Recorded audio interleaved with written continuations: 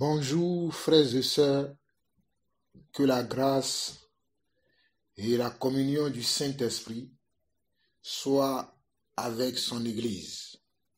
Je salue toute l'Église en Île-de-France, je salue l'Église en France, je salue l'Église au Togo, au Bénin, au Cameroun, au Congo, au Canada, aux États-Unis, et je salue l'Église de la Belgique. Et vous, mes frères et sœurs de la Belgique, par la grâce de Dieu, bientôt, très bientôt, je vous communiquerai une date pour mon prochain passage à la Belgique. Bientôt, très bientôt, si le Seigneur m'accorde la grâce, je vous communiquerai ma date pour mon prochain passage à la Belgique. Et je vous communiquerai la date très prochainement. Donc, je vous enverrai, comme d'habitude, des messages WhatsApp pour vous signaler que je passerai très bientôt en Belgique, pour ceux qui veulent partager, communier avec nous. Nous bénissons le Seigneur, je bénis le Seigneur pour ce moment. Je rends grâce à Dieu de ce qu'il m'a encore encouragé, il m'a encore fortifié, il m'a encore donné un message pour alerter son peuple, pour mettre en garde son peuple, afin que chacun de nous soit éveillé.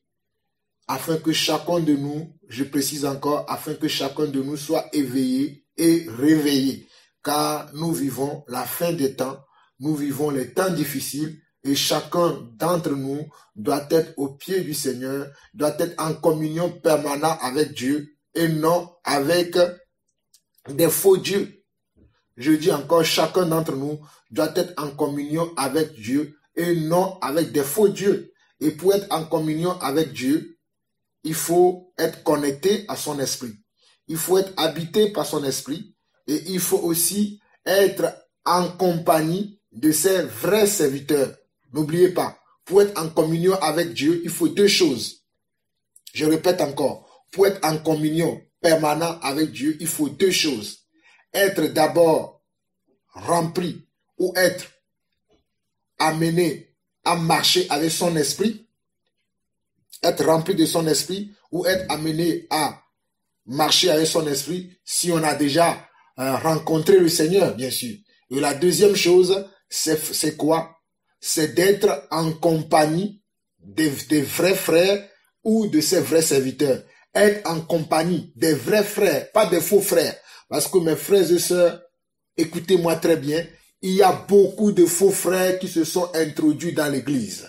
Il y a beaucoup de faux frères et fausses sœurs qui se sont introduits dans l'église. Et nous devons faire attention à cela. C'est pour cela que Dieu m'envoie encore vers vous ce matin afin de vous réveiller, afin que chacun d'entre nous soit réveillé. Donc nous allons partager très rapidement 2 ou 3 passages pour que chacun d'entre nous soit réveillé. Que la grâce et la paix de Dieu soient avec chacun d'entre vous. Je vous bénis au nom puissant du Seigneur Jésus-Christ. Soyez encore fortifiés par ce message. Alors nous allons lire 1 Roi. Nous allons aller directement dans 1 Roi chapitre 12. 1 Roi chapitre 12. Nous allons lire du verset 25 au verset 32.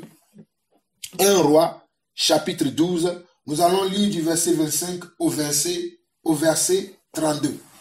Je lis pour vous. Jéroboam bâtit Sichem sur la montagne d'Éphraïm, et il y demeura. Puis il en sortit et bâtit Pénuel. Jéroboam dit en son cœur, le royaume pourrait bien maintenant retourner à la maison de David.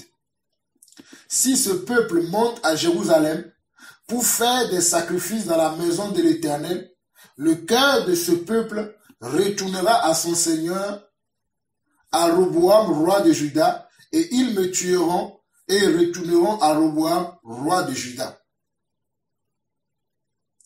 Après avoir demandé conseil, le roi fit 2 veaux d'or et il dit au peuple, « Assez longtemps, vous êtes montés à Jérusalem. Israël, voici ton Dieu qui t'a fait sortir du pays d'Égypte. Il plaça l'un de ses veaux à Bethel et il mit l'autre à Dan. Ce fut là une occasion de péché. Le peuple alla devant l'un des veaux jusqu'à Dan. Jéroboam fit une maison de haut lieu et il créa des sacrificateurs pris parmi tout le peuple et n'appartenant point au fils de Lévi. Il établit une fête au 8e mois, le 15e jour du mois, comme la fête qui s'est célébrée en Juda, et il offrit des sacrifices sur l'autel. Voici ce qu'il fit à Bethel afin que l'on sacrifie au veau qu'il avait fait. Il plaça à Bethel les prêtres des hauts lieux qu'il avait élevés. Vous pouvez lire la suite si vous-même vous voulez, ou lire tout le chapitre pour mieux comprendre ce qui se passe. Mais moi, j'aimerais juste vous éclairer à partir de ce passage, à partir de cette portion que j'ai tirée de 1 Roi chapitre 12. Frères et sœurs, suivez-moi attentivement. C'est capital. Très attentivement, suivez-moi. Je reprends la lecture et je vais interpréter pour vous ces paroles afin que vous compreniez pourquoi Dieu m'envoie vous réveiller encore aujourd'hui. On dit Jéroboam, nous sommes à 1 Roi chapitre 12, le verset 25, on nous dit Jéroboam bâtit Sichem sur la montagne d'Éphraïm et il y demeura, puis il en sortit et bâtit Pénuel. Jéroboam dit en son cœur, le royaume pourrait bien maintenant retourner à la maison de David. Regardez la première question que ce monsieur, après avoir bâti des villes, regardez la première question qu'il se pose à lui-même. Il dit quoi? Jéroboam dit en son cœur, le royaume pourrait bien maintenant retourner à la maison de David. Le royaume qui ne lui était pas destiné, qu'il a comment? Qu'il a volé, qu'il a pris par force. Le royaume qui ne lui appartient pas. Il a soutiré à ceux à qui appartient ce royaume. Il va se dire dans son cœur que ce royaume-là va maintenant appartenir à qui? À David. David à qui Dieu avait promis la royauté jusqu'à la fin de sa vie. Dieu a promis la royauté à David jusqu'à la fin de sa vie et Dieu lui a promis que même si tu mourrais, c'est ta descendante qui va s'asseoir toujours sur le trône. Jéroboam le savait. C'est pour cela qu'il se pose cette question. Frères et sœurs, lorsque le monde avait commencé, lorsque Dieu avait créé le ciel et la terre, Dieu avait donné comment? Dieu avait donné la terre à l'homme. Mais qui est venu soutirer la terre dans les mains de l'homme? C'est Satan.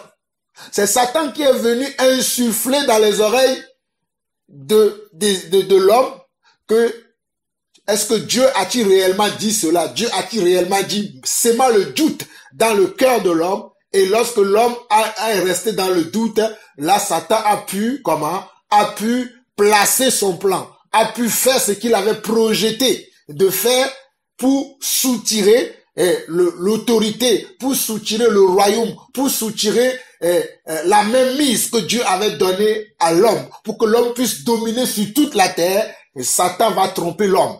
Et l'homme va lui remettre la clé de la terre que Dieu lui avait donnée.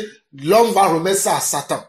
Alors que c'est à lui que Dieu a donné cela. C'est la même chose que Jéroboam fait ici. Regardez au verset 27. Il dit quoi? Si ce peuple monte à Jérusalem pour faire des sacrifices dans la maison de l'Éternel, le cœur de ce peuple retournera à son Seigneur, à Roboam, roi de Juda, et ils me tueront et retourneront à Roboam, roi de Juda. Parce que Roboam était la descendance de qui? De David déjà. Si vous lisez les passages précédents, vous allez comprendre cette histoire. Moi, je prends juste cette portion pour vous expliquer ce qui se passe actuellement dans l'Église. Quel est le moyen que Satan utilise aujourd'hui pour entraîner beaucoup, je dis bien, pour entraîner beaucoup à la dérive? Frères et sœurs, beaucoup d'enfants de Dieu sont hors de la volonté de Dieu aujourd'hui, sont comment? Sont dans l'idolâtrie, Parce qu'ils ont suivi la voie de qui? Parce qu'ils ont suivi la voie de Balaam. Parce qu'ils ont suivi la voie de qui? Parce qu'ils ont suivi la voie de Caïn. Parce qu'ils ont suivi la voie de qui? Parce qu'ils suivent la voie du père du mensonge, qui est Lucifer, qui est Satan. Beaucoup d'entre nous le suivent en ce moment. Regardez bien le verset 27. Qu'est-ce que Jéroboam dit? Si ce peuple monte à Jérusalem pour faire des sacrifices dans la maison de l'Éternel, le cœur de ce peuple retournera à son Seigneur. Regardez, le peuple c'est quoi? Le peuple signifie les enfants de Dieu. Le peuple signifie comment? Signifie les enfants de Dieu. S'ils montent à Jérusalem, Jérusalem représente quoi? Jérusalem représente la présence de Dieu. Parce que c'est à Jérusalem qu'il y a le temple. C'est à Jérusalem qu'on peut aller prier. C'est à Jérusalem qu'on peut aller offrir des sacrifices. C'est à Jérusalem qu'il y avait les sacrificateurs qui étaient dans le temple en offrant des sacrifices que le peuple amenait à Dieu. Donc, Jérusalem ici représente l'Église. Jérusalem représente l'église qui est simplement la présence de Dieu au milieu du peuple. Je précise encore, Jérusalem ici représente l'église et l'église qui représente la présence de Dieu. Et regardez, il dit si ce peuple monte où? Monte dans la présence de Dieu pour lui faire des sacrifices dans la maison de l'Éternel, le cœur de ce peuple retournera à son Seigneur. Voici ce que Satan a mis dans le cœur de Jéroboam pour pouvoir entraîner le peuple de Dieu derrière lui. Je relis encore pour vous le verset 27. Si ce peuple monte à Jérusalem pour faire des sacrifices dans la maison de l'Éternel, le cœur de ce peuple retournera à son Seigneur, à Roboam, roi de Juda, et ils me tueront et retourneront à Roboam, roi de Juda. Donc, Jéroboam a vu que si le peuple montait à Jérusalem, Jérusalem qui représente la présence de Dieu, Jérusalem qui représente l'église, parce que c'est là où il y a l'église même. Jérusalem, il y avait l'église là-bas, il y a le temple, où les sacrificateurs s'adonnaient tous les jours, quotidiennement, aux sacrifices que Dieu avait instaurés dans la loi de Moïse. Maintenant, Jéroboam va se dire que si ce peuple retournait là-bas, ils vont aller offrir des sacrifices à Dieu. Ils vont se réconcilier avec Dieu et leurs cœurs retourneront comment? À leur Dieu. Par l'intermédiaire de celui que Dieu a placé sur son trône, Roboam. Donc, qu'est-ce qu'il va faire? Qu'est-ce que Jéroboam va faire? Suivez-moi attentivement. Après avoir demandé conseil, le roi fit 2 veaux d'or et il dit au peuple, assez longtemps vous êtes monté à Jérusalem. Israël, voici ton Dieu qui t'a fait sortir du pays d'Égypte. Waouh! J'espère que vous comprenez la même chose comme moi. J'espère que Dieu vous révèle sa parole. Regardez ce que Jéroboam va faire. Il va faire quoi? Après avoir demandé conseil. Mes frères, c'est pour cela que je vous dis que si je vous ai dit dès le départ que nous devons être en communion avec Dieu et être en communion aussi avec qui? Avec les vrais serviteurs de Dieu. Parce que ce monsieur va aller demander des conseils à qui? À des gens qui ne sont pas des vrais serviteurs de Dieu. À des gens qui sont des faux frères, qui vont lui donner de mauvais conseils. Parce que dans son cœur déjà, il avait un penchant pour les mauvaises choses. Et Satan va l'entraîner vers les mauvaises choses qui sont déjà dans son cœur. Et regardez, on dit, après avoir demandé conseil, le roi fit 2 veaux d'or et il dit au peuple, assez longtemps vous êtes monté à Jérusalem. Israël, voici ton Dieu qui t'a fait sortir du pays d'Égypte. Frères et sœurs, est-ce que c'est un veau d'or qui a fait sortir l'Égypte, qui a fait sortir de l'Égypte les enfants de Dieu? Absolument pas. Ce ne sont pas les veaux d'or qui ont fait sortir l'Égypte et qui ont fait sortir de l'Égypte les enfants de Dieu. ce ne sont pas des veaux d'or qui ont fait sortir des enfants de Dieu de l'Égypte, mais c'est Dieu l'Éternel lui-même qui avait dit à Moïse, depuis Exode chapitre 12, il avait dit à Moïse, va dire à mon peuple, va dire que moi je t'envoie vers eux. Et c'est je suis qui les a fait sortir du pays d'Égypte. C'est je suis qui a séparé la mer en deux parties. Parce que Dieu a dit à Moïse, tu diras à mon peuple que c'est moi qui suis. C'est moi qui s'appelle je suis qui t'envoie. Et je suis le Dieu d'Abraham, le Dieu d'Isaac et le Dieu de Jacob. Donc ce ne sont pas les veaux d'or qui ont fait sortir comment? Les enfants de Dieu de l'Égypte. Mais vous allez voir que Jéroboam va entraîner le peuple maintenant dans l'idolâtrie, dans le mensonge. Jéroboam va entraîner le peuple dans quoi? Dans l'idolâtrie et dans le mensonge. Et qu'est-ce que Jéroboam va faire? Il va faire 2 veaux d'or. Et lorsqu'il va faire 2 veaux d'or, il va les présenter au peuple de Dieu, aux enfants de Dieu, et il va leur dire, voici ton Dieu qui t'a fait sortir du pays d'Égypte. Voici le Dieu qui t'a fait sortir du pays de la servitude. L'Égypte qui représente comment? La servitude, qui représente le monde. Ici, l'Égypte représente le monde.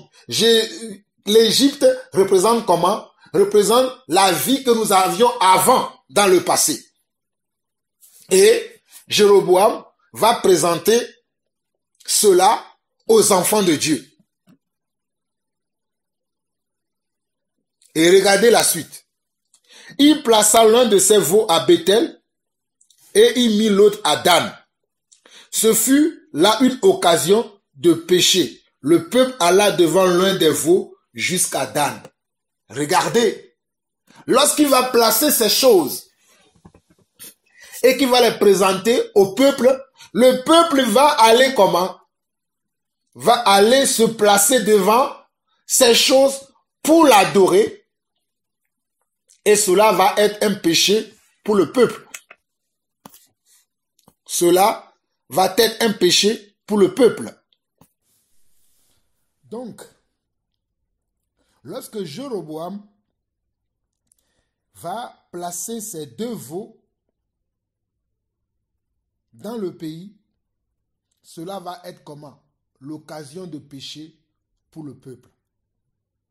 Regardez bien, parce qu'on nous dit qu'après avoir demandé conseil, le roi fit 2 veaux d'or et il dit au peuple, assez longtemps, vous êtes montés où?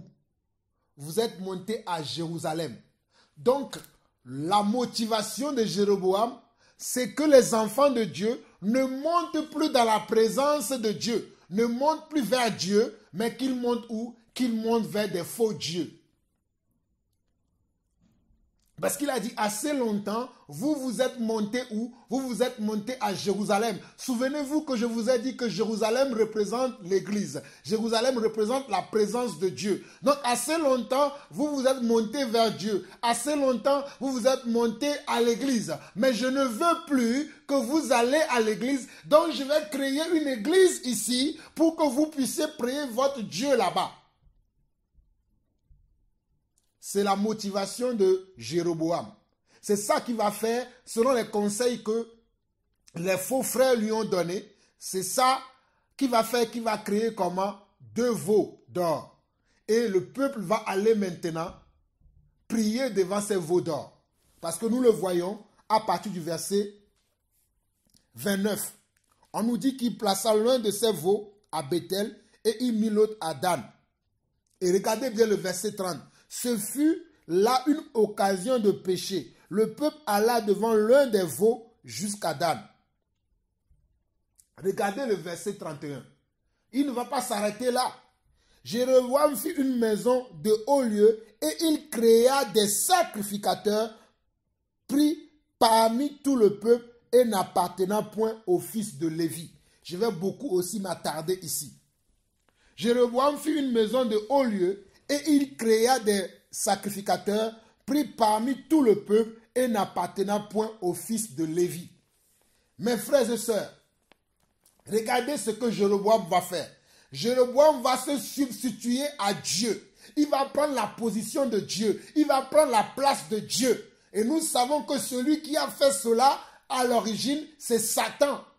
C'est Satan qui, depuis le commencement du monde, a voulu prendre la place de Dieu, a voulu être Dieu, et il va se tromper.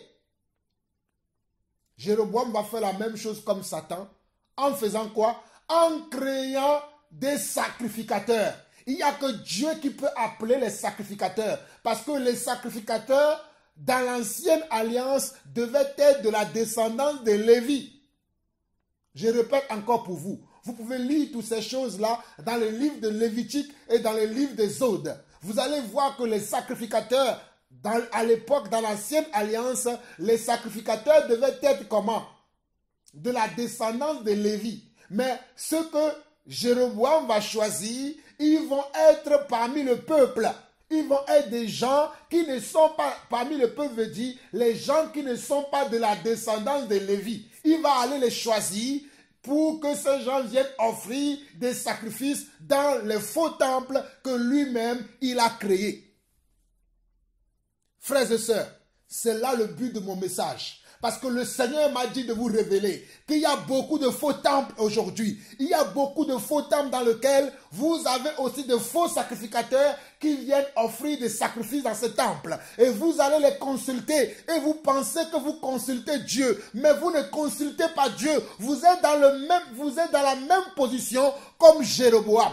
Vous consultez les faux dieux, vous consultez Satan, vous consultez Mammon, vous consultez Lucifer, vous ne consultez pas le Dieu d'Abraham, le Dieu d'Isaac et de Jacob, vous ne consultez pas l'Éternel des armées, vous ne consultez pas Yeshua Hamashiach, vous ne consultez pas le grand Jésus, mais vous consultez le Dieu de ce monde, vous consultez le Dieu de ce monde selon 1 Jean 4, car le Dieu de ce monde, c'est lui qui domine. Et ce Dieu, le Dieu de ce monde, croyez-moi, il a aussi des sacrificateurs. Et ces sacrificateurs le prêchent tous les jours sur les réseaux sociaux, le prêchent tous les jours dans les lieux où vous travaillez, le prêchent dans certaines de vos églises. C'est une révélation que Dieu m'a montrée. Certains d'entre vous, vous êtes dans des fausses églises. Vous êtes dans les églises qui ne sont pas les églises de Dieu, qui ne sont pas les endroits où il y a la présence de Dieu, parce que vous êtes dans la présence de quoi? Des mauvais esprits. Vous êtes dans la présence des démons. Vous êtes dans la présence des faux enfants de Dieu. Vous êtes dans la présence des faux serviteurs de Dieu. Parce qu'ils se sont comment? Ils se sont autoproclamés serviteurs de Dieu. Ils se sont autoproclamés enfants de Dieu. Ils se sont autoproclamés des serviteurs de Dieu. Dieu ne les a pas appelés, mais ils se sont autoproclamés. Certains d'entre eux, ils se sont fait berner. Ils se sont fait tromper par Satan.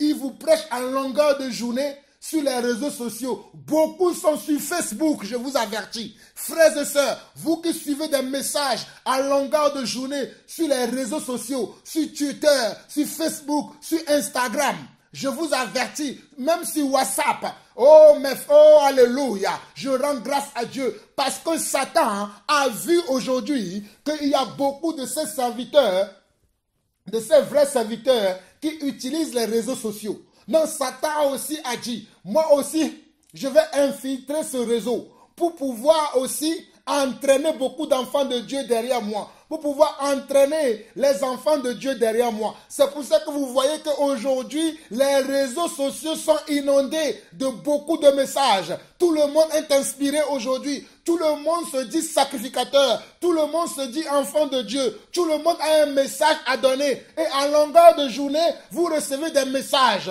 Les messages des uns, les messages de l'autre. Un tel a envoyé un message. Un autre a envoyé ceci. Un autre aussi a envoyé ceci. Et il y a des messages qui fusent de gauche à droite. Et vous ne savez plus qui suivre.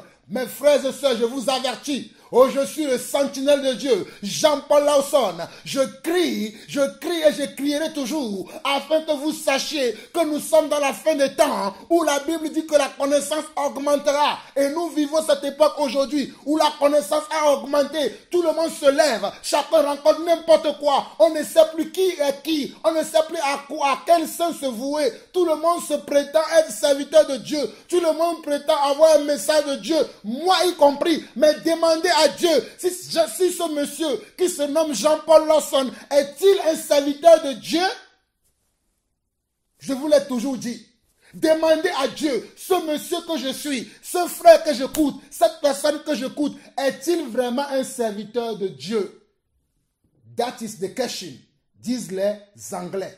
Posez-vous de bonnes questions pour avoir de bonnes réponses. Mais tel n'est pas le cas. Lorsque vous voyez quelqu'un qui vocifère, qui crie, qui a des messages subliminaux, des messages que certains, même quand je les lis, j'ai la nausée. Je vous dis la vérité, certains de ces messages, quand je les vois, quand je les reçois, quand je les lis, j'ai la nausée. Mais je ne sais pas comment beaucoup d'entre vous, si vous vous adonnez à ces messages-là, alors que ce ne sont pas des véritables enfants de Dieu, ce ne sont pas des serviteurs de Dieu, ce sont des sacrificateurs qui ont été inventés, ce sont des sacrificateurs qui sont pris parmi le peuple. Vous allez me dire que frère Jean-Paul, qu'aujourd'hui nous sommes dans la nouvelle alliance, que nous n'avons plus de sacrificateurs. Mes frères et sœurs, vous n'avez rien compris. Dans la nouvelle alliance, nous avons aussi des sacrificateurs selon Dieu. Je répète encore, dans la nouvelle alliance, nous avons encore des sacrificateurs selon Dieu. Selon Éphésiens 4, verset 11 jusqu'au verset 16, vous allez voir que Dieu a fait des dons à des hommes. C'est Dieu qui fait des dons à des hommes. C'est Dieu qui appelle. Ce n'est pas les hommes qui vont se proclamer, qui vont dire oui, je suis un tel. Dieu m'a appelé un tel, je suis un tel. Et vous les reconnaîtrez à leurs fruits. La Bible nous a tout enseigné. Les apôtres nous ont tout enseigné. Les apôtres, nous sommes fondés sur le fondement des apôtres et des prophètes. Jésus-Christ lui-même étant la pierre angulaire, étant notre objectif. Et ces gens-là ne vont plus prêcher le royaume de Dieu. Ils vont prêcher leurs sentiments. Ils vont prêcher leurs émotions. Mes frères et sœurs, je ne prêche pas un sentiment. Je ne prêche pas une émotion. Je prêche la parole de Dieu. Je ne prêche pas un sentiment et je ne prêche pas une émotion. Je prêche la parole de Dieu poussé par l'Esprit. Nous venons devant vous poussés par l'Esprit. Frères et sœurs, vous avez vu que beaucoup de temps, je suis dans le silence parce que je suis au pied du Seigneur pour apprendre sa volonté, pour connaître sa volonté. Et je me rends compte que beaucoup d'entre nous, nous ne sommes pas au pied du Seigneur. Beaucoup sont sur les réseaux sociaux parce que ce monde a été envahi par de faux sacrificateurs. Avant de continuer, revenons à ce chapitre que nous lisons. Nous sommes toujours dans 1 Roi chapitre 12 et nous méditons à partir du verset comment nous étions au verset 25 et nous étions arrivés au verset 31. Je vais relire jusqu'au verset 32 et je vais continuer mon interprétation selon que le Saint-Esprit me fera grâce. Jéroboam fit une maison de haut lieu et il créa des sacrificateurs. Et il créa des sacrificateurs. Dieu a donné des sacrificateurs. Dieu fait un don. Dieu, il a donné. Parce que la Bible dit que Dieu a fait des dons aux hommes. Dieu a fait des dons. Dieu n'a pas, oh alléluia. Il faut que vous compreniez ces choses. Mais je ne vais pas rentrer trop dans les révélations, sinon vous allez vous perdre. Je vais aller dans la simplicité. Dieu a fait des dons aux hommes qu'il a appelés. Et Dieu, ces hommes qu'il avait choisis, depuis, c'est les enfants qui sont nés de comment? C'est la génération des Lévites que Dieu a choisi pour le servir dans son temple. Mais regardez ce que ce Jéroboam va faire. Jéroboam fit une maison de haut lieu et il créa des sacrificateurs pris parmi tout le peuple et n'appartenant point au fils de Lévi. Il va prendre qui? Il va prendre des hommes dans le peuple, les hommes qui n'appartiennent pas à la tribu de Lévi. Les hommes qui n'appartiennent pas à la tribu de Lévi, ce sont eux qui vont devenir sacrificateurs. C'est la même chose que nous voyons aujourd'hui. Des hommes que Dieu n'a pas appelés, des hommes à qui Dieu n'a fait aucun don.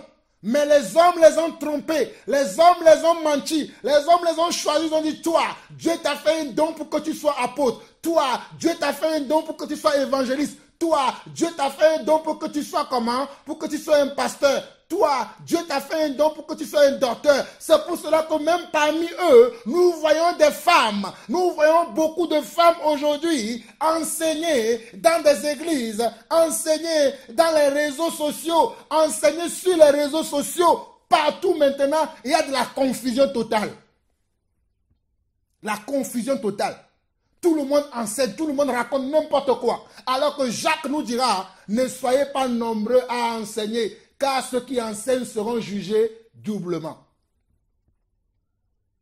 Mais ce qui est le pire, c'est que ce ne sont même pas les gens que Dieu a appelés à cette fonction, à cette tâche, à cette grâce. Dieu ne les a pas appelés, mais ils se sont autoproclamés. Et certains d'entre eux, les hommes les ont menti. Comme je le répète encore, je le répéterai encore toujours. Les hommes vous ont menti. Tu n'es pas appelé à ce travail. Tu n'es pas oint pour cette mission. Tu n'es pas qualifié pour cette mission. Parce que vous allez me dire que toi-même qui parles, qui t'a oint toi? Oh mes frères et sœurs, celui qui est oint, lorsqu'il parle, tu le sais, celui que Dieu a appelé pour faire un travail, lorsqu'il fait ce travail, tu sais que Dieu l'a oint, tu sais que c'est son travail, tu sais que c'est son appel. Tu sais, le Saint-Esprit te rend témoignage. Lorsque Jésus parlait, le Saint-Esprit rendait témoignage aux gens que celui-ci était le Fils de Dieu. Lorsque Jean, Pierre, Matthieu, Barthélemy, pour ne citer que cela, Paul parlait, les gens savaient que ces hommes étaient comment? Étaient des choisis, étaient des appelés et des élus de Dieu. Les gens savaient que ces hommes étaient des appelés et des élus de Dieu. Les gens le savaient au travers des messages qu'ils apportaient. Les gens le savaient au travers de leur comportement, au travers de leurs attitudes. Parce qu'ils ne prêchaient pas des sentiments, ils ne prêchaient pas comment? Le royaume de ce monde. Comme dernièrement, j'ai entendu quelqu'un qui m'a invité, qui me dit, viens parler sur comment? Viens parler sur la Saint-Valentin. Frères et sœurs, vous pensez que je n'ai plus un message à prêcher pour aller parler sur la Saint-Valentin?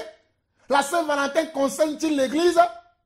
J'ai dit à cette personne, il y a tellement beaucoup de messages à partager que je ne peux pas venir à votre invitation et m'asseoir et commencer à parler des choses qui ne concernent pas le royaume de Dieu. Car pour moi, un véritable enfant de Dieu sait qu'il ne pourra même pas fêter cette fête-là. Donc je n'ai même pas besoin de m'asseoir pour aller dire aux enfants de Dieu, Saint-Valentin, Saint-Valentin. Parce qu'un véritable enfant de Dieu sait déjà cela.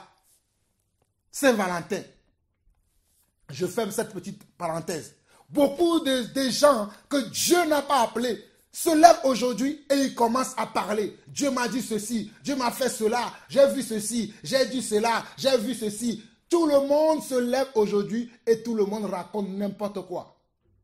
Le pire, le réseau social est maintenant pollué. Tous les réseaux sociaux sont maintenant pollués. Que ce soit YouTube, que ce soit Facebook, que ce soit WhatsApp et tous les autres, les réseaux sociaux sont pollués parce que c'est là où vous voyez beaucoup de messages qui ne viennent pas de Dieu. Parce que beaucoup de quoi? Parce que beaucoup de sacrificateurs sont rentrés.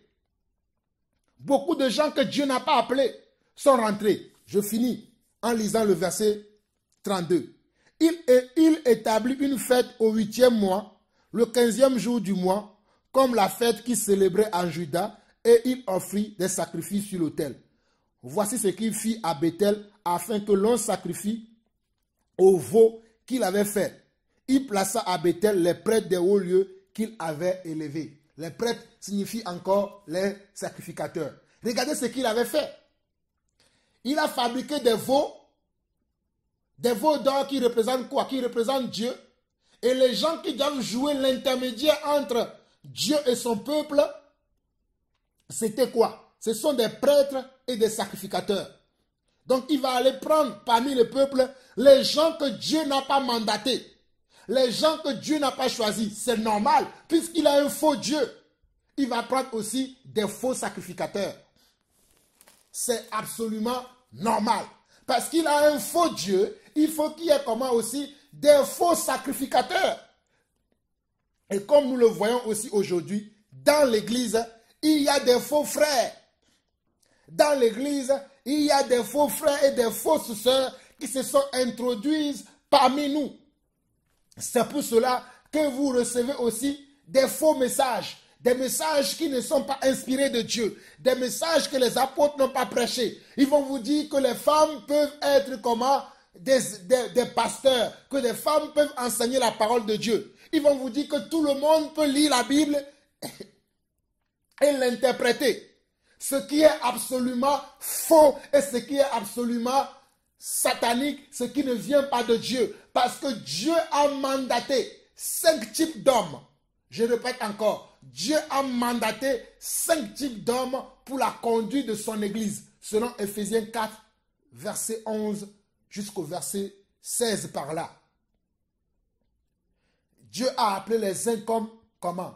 Comme apôtres, les uns comme prophètes, les autres comme évangélistes, pasteurs et docteurs. Ce sont ceux-là à qui Dieu a mandaté, ceux-là que Dieu a choisi pour conduire son église.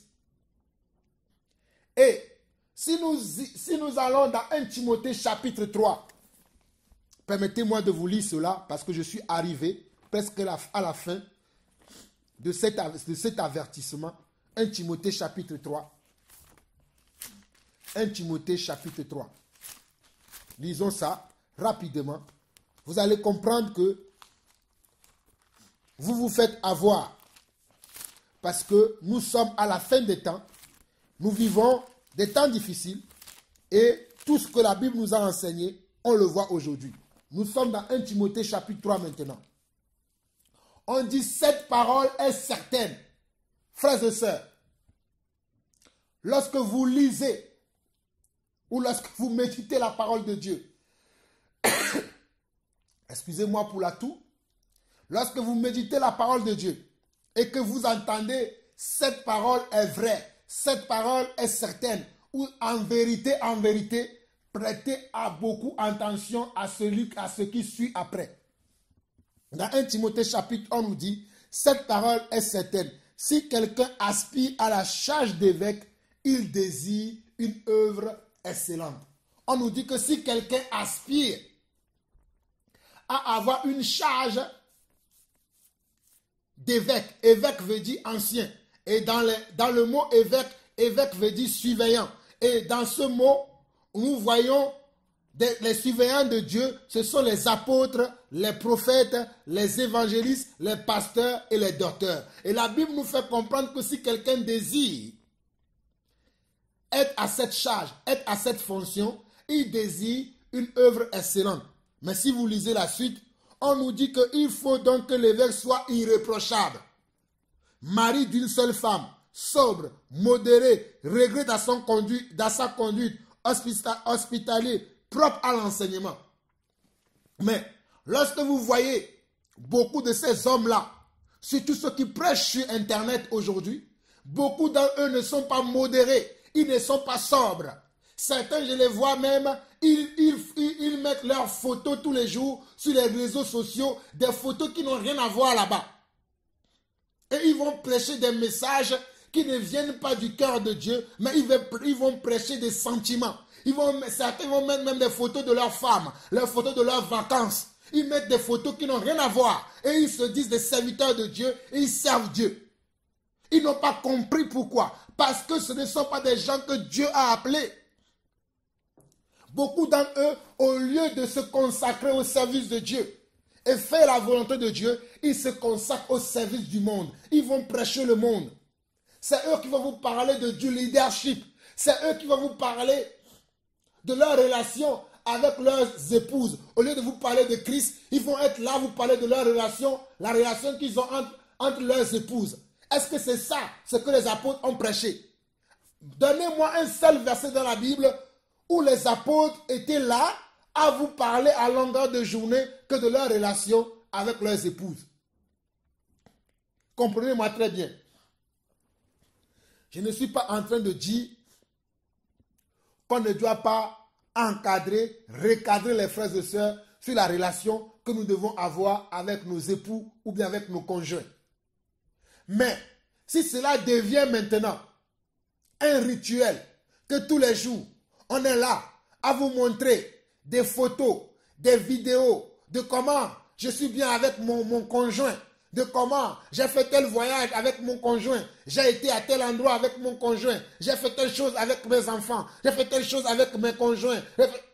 Ça ne sert plus à rien. Ce n'est pas ça l'évangile.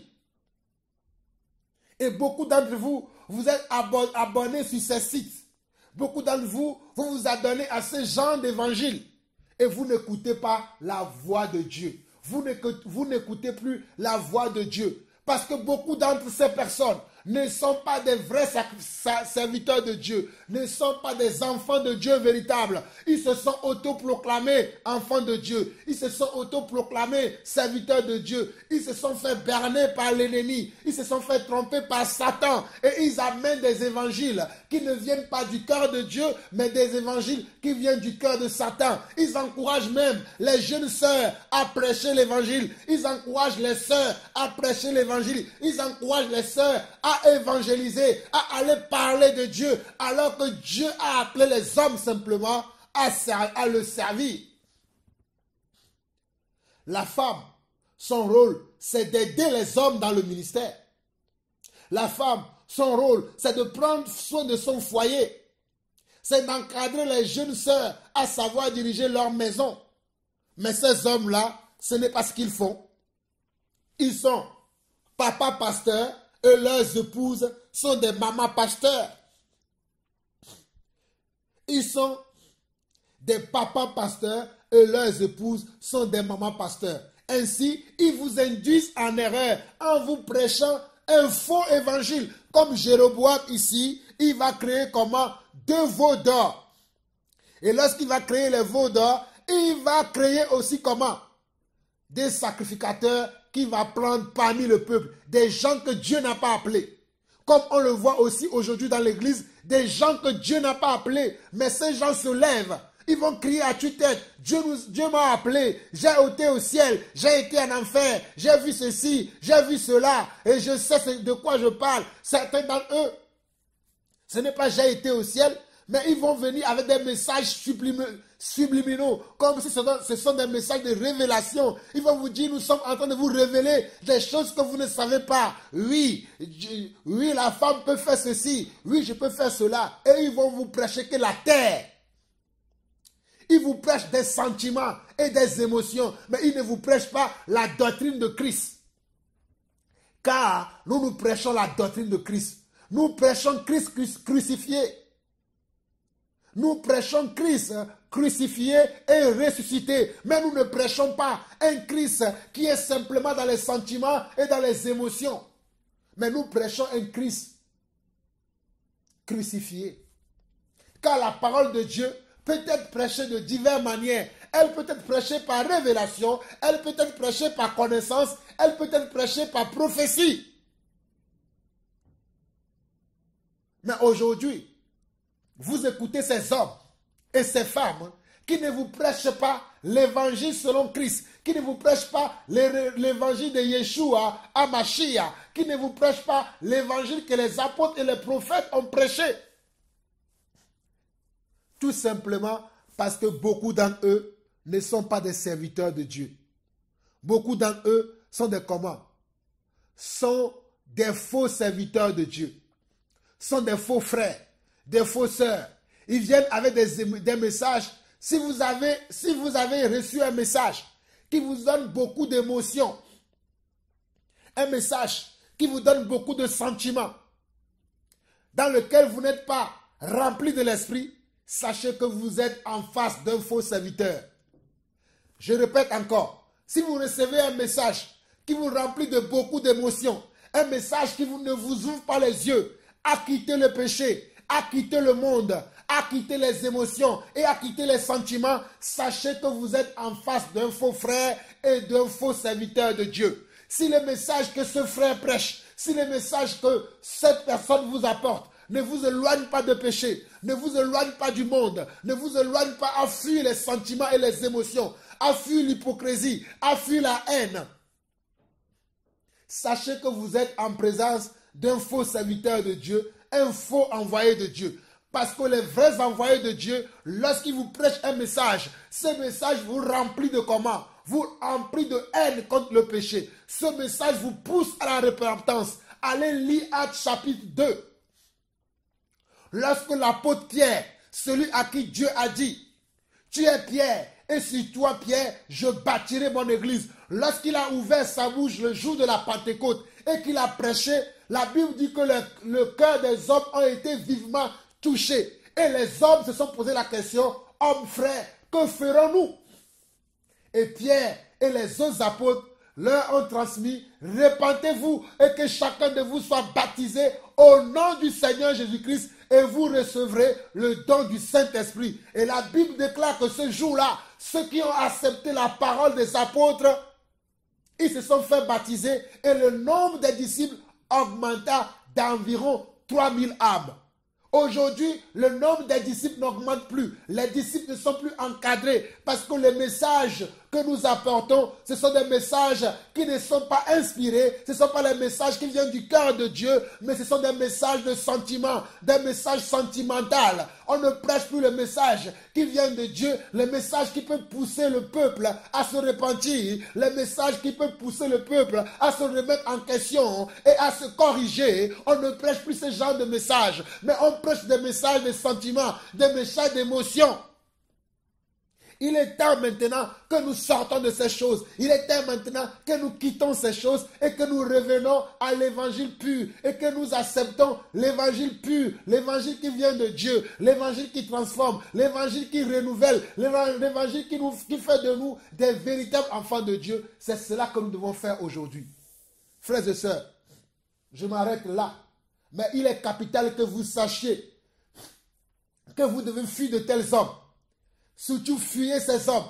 Je répète encore, fuyez ces faux sacrificateurs. Fuyez ces gens que Dieu n'a pas appelés, mais qui se sont autoproclamés. Ou bien qui se sont laissés berner, qui se sont laissés tromper par Satan. Car les véritables anciens sont là.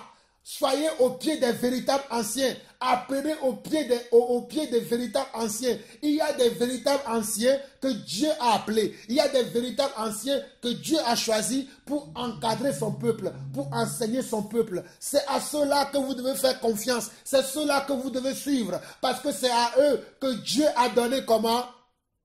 Le don et la grâce pour vous conduire vers lui. Mais si vous suivez les faux serviteurs de Dieu, si vous suivez ceux que Dieu n'a pas appelés, vous allez vous retrouver au pays de si je savais. Sachez-le aujourd'hui et suivez des véritables enfants de Dieu. Quand vous lisez Actes chapitre 15, je vais m'arrêter ici, mais j'aimerais vous rafraîchir la mémoire. Quand vous lisez Actes chapitre 15, je vais lire pour vous. Actes chapitre 15. Actes chapitre 15. Je vais lire du verset 1 au verset 5. Mais si vous avez le temps vous-même, méditez après ce chapitre-là. On nous dit quelques hommes venus de Judée enseignaient les frères en disant, si vous n'êtes circoncis, selon le rite de Moïse, vous ne pouvez être sauvés. Regardez, quelques hommes.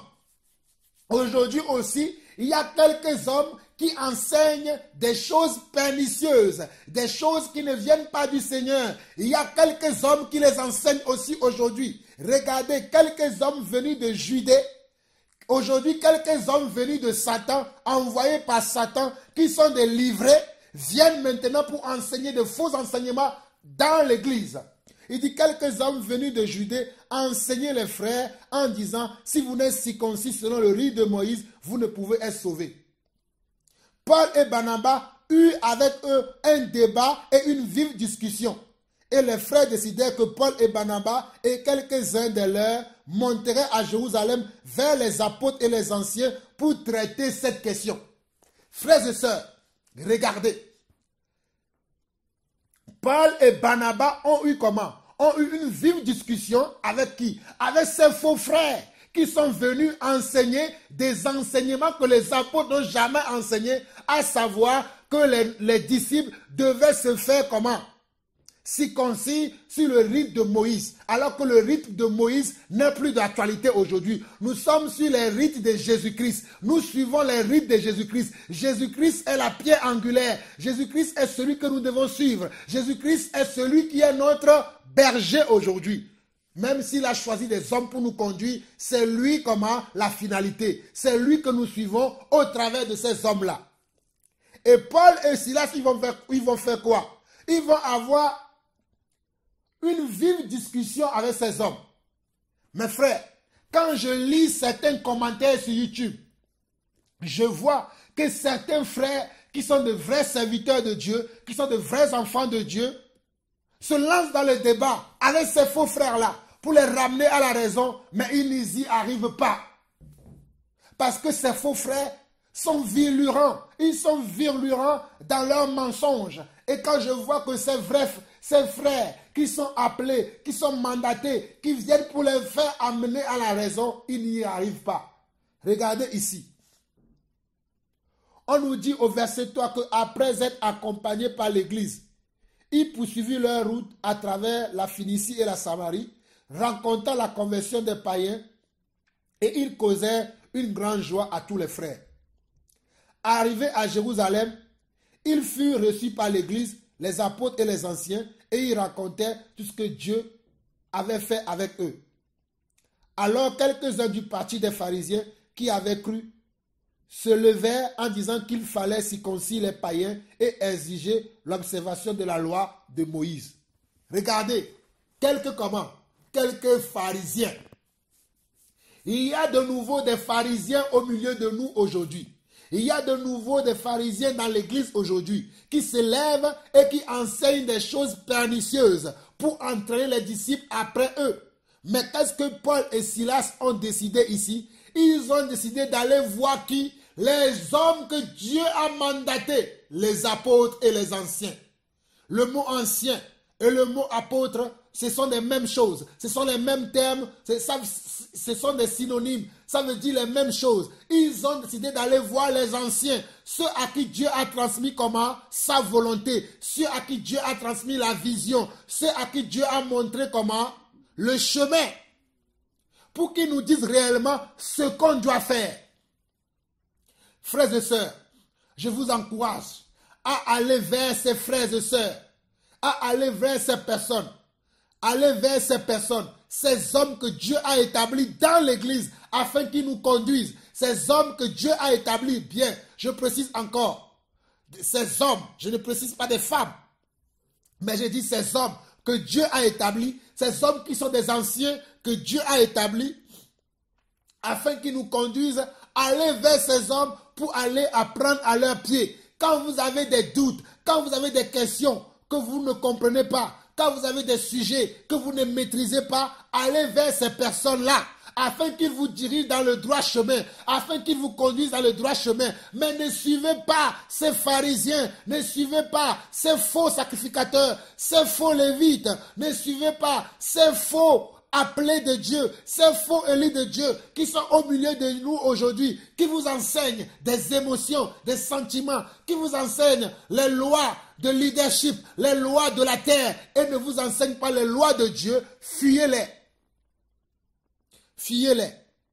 Vous-même, vous méditerez la suite de ce passage pour comprendre ce qui a été décidé par les anciens qui a été approuvé par qui? Par le Saint-Esprit.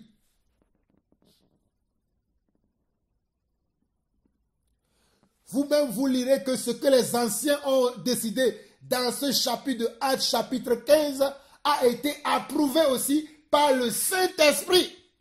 Car l'Église doit être conduite par le Saint-Esprit et l'Église doit être conduite aussi par quoi? Par les élus, les appelés, les véritables appelés de Dieu. Un dernier passage et je vais m'arrêter là pour vous aujourd'hui. Dans Actes 20, Actes 20, nous voyons à partir du verset 17, on nous dit que cependant de Milet, Paul envoyait chercher à Éphèse les anciens de l'église. Lorsqu'il fut arrivé vers lui, il leur dit, Vous savez de quelle manière, depuis le premier jour où je suis entré en Asie, je me suis sans cesse conduit avec vous, servant le Seigneur en toute humilité, avec l'âme et au milieu des épreuves que me suscitaient les embûches des Juifs. Vous savez que je n'ai rien caché de ce qui vous était utile et que je n'ai pas craint de vous prêcher et de vous enseigner publiquement dans les maisons. Vous liserez la suite et vous comprendrez quel est le message que Paul avait dit devant les anciens. Anciens représente encore ici comment? Ceux que Dieu a mandatés pour qu'ils conduisent l'Église. Paul, avant de prendre congé d'eux, va leur donner les dernières recommandations. Les dernières recommandations de sa propre vie, de la manière dont lui-même, il marche dans la vérité, de la manière dont lui-même, il se conduit selon les principes élémentaires et rudimentaires du royaume de Dieu. Il va leur parler de cela. Parce que lui-même était un ancien. Il va leur parler de cela. Paul va prendre le temps de les inculquer cela, de leur dire, anciens, avant de partir, je vous donne ces conseils-là. Et c'est les mêmes choses que vous devez transmettre au peuple. Car je sais qu'après mon départ, viendra des loups cruels qui n'épargneront pas le troupeau, qui vont vouloir entraîner les troupeaux derrière eux en prêchant des messages sentimentaux, en prêchant des messages d'émotion, en ne prêchant plus Christ. Mais vous devez comment faire attention et vous devez reconnaître qu'il y a eu des faux frères qui se sont introduits au milieu de vous. Paul a pris le temps d'avertir. Comme nous aujourd'hui, nous aussi, selon que Dieu nous fait la grâce, nous sommes nombreux aujourd'hui à vous prêcher ce message.